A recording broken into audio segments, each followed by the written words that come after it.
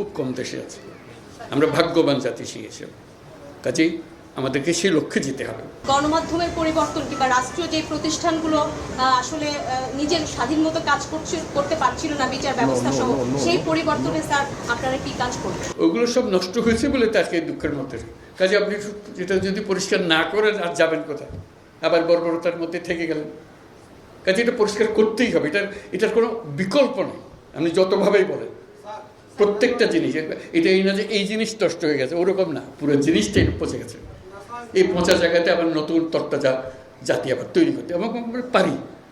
শুধু আমাদের সবাই একত্র হতে পারে, এটা করতে হবে, কঠিন হাত করতে হবে। কঠিন যদি না হন এটা পারবে না, ওই থেকে যাবে, মানে বীজ থেকে যাবে, বীজ থাকলে বিপদ। আমি অর্থনীতি পাই নাই,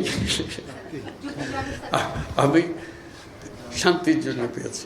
কাজে ওইটা করতে হবে। যেগুলো বলছেন এগুলো অনেকগুলো বিষয় আছে।